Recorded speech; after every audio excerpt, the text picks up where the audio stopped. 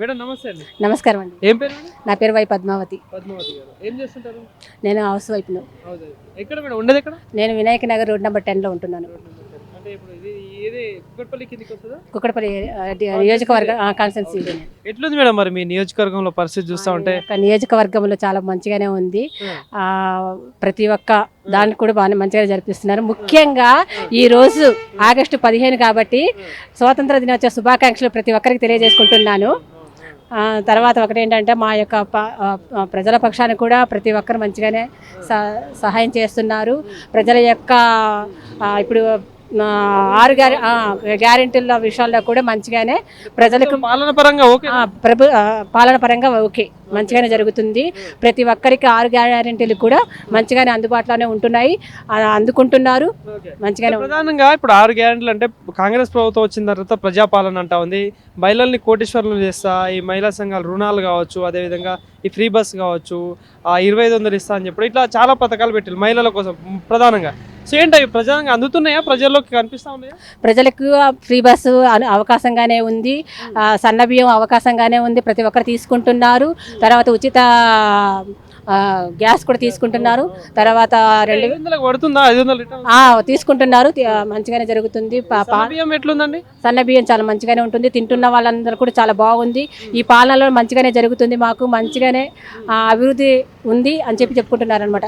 రాబోయే కాలంలో కూడా ఇదే ప్రజాపాలన ముందడుగు వేయాలని కూడా కోరుకుంటున్నారు.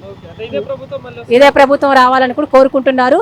ప్రజలు కూడా అదే ప్రభుత్వం ఇదే వస్తే మంచిగా ఉంటుంది, మాకు అన్ని సౌకర్యంగానే జరుగుతుంది అని చెప్పుకుంటున్నారు. అంటే ఇప్పుడు ఈ ప్రభుత్వంలో పథకాలు సరిగా అందట్లేవు, ఏం పనులు అవ్వట్లేవు అని చెప్పేసి కొంతమంది మాట్లాడుతున్నారు. ఏంటి అసలు నిజంగా అది నిజం కాదండి, అంత అబద్ధం అనమాట. ఎందుకంటే తీసుకుంటున్నారు, పథకాలు అమలు జరుగుతున్నా కూడా మళ్ళా లేదు లేదు అని చెప్పడం కూడా చాలా అబద్ధం కదా. కరెక్ట్ ఒప్పుకోవాలన్నమాట. ఒప్పుకోకుండా తీసుకుంటున్నారు, దాన్ని పొందుకుంటున్నారు. అన్ని అంటే వాళ్ళకి సౌకర్యంగా ఉంటున్నా కూడా ప్రజల్లోకి ఏమంటున్నారంటే మాకేం రావట్లేదు, ఏం చేయట్లేదు అని చెప్పి అబద్ధ మాటలు చెప్పుకుంటున్నారు అనమాట. సో అంటే ఇంత ముందు ప్రభుత్వానికి ఈ ప్రభుత్వానికి తేడా ఏమి కనిపిస్తా ఉంది?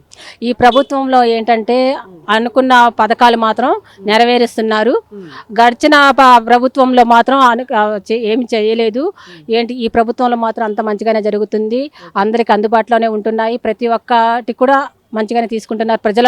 ప్రజలు కూడా మంచిగా తీసుకుంటున్నారు, సంతోషపడుతున్నారు, వాళ్ళకి మంచిగానే అందుతున్నాయని చెప్పుకుంటున్నారు. అంటే ఇప్పుడు రాబోయే రోజుల్లో జిహెచ్ఎంసీ ఎలక్షన్స్ వచ్చే అవకాశాలు ఉన్నాయి. ఇది గ్రేటర్ హైదరాబాద్ మున్సిపాలిటీ ఏరియాలో కార్పొరేట్ ఎలక్షన్స్ వస్తూ ఉంటాయి.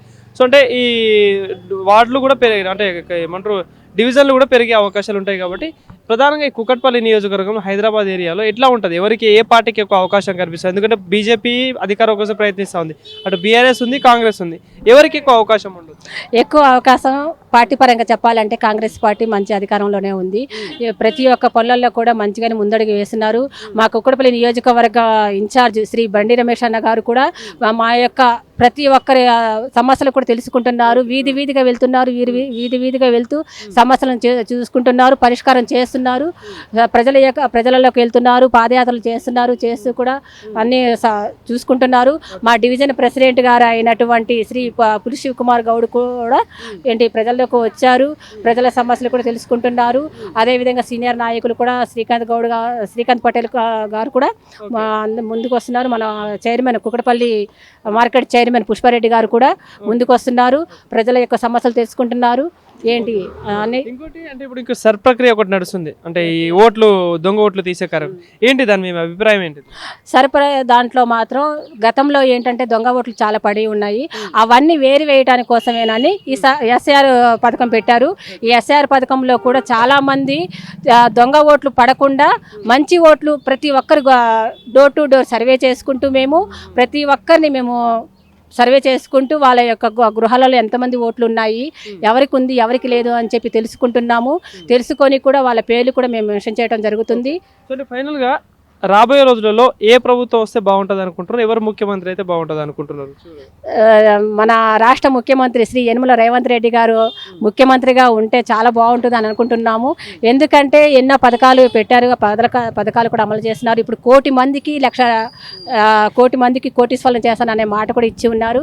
ఖచ్చితంగా చేస్తారని మేము నమ్ముతున్నాము. ఆల్రెడీ 1,00,000 మందికి కూడా ఇల్లు కట్టించడం జరుగుతుంది.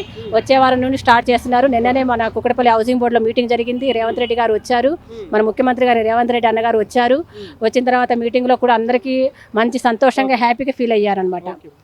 ఈ అవకాశం ఇచ్చినందుకు మీకు ధన్యవాదాలు తెలియజేసుకుంటున్నాను. నమస్కారం.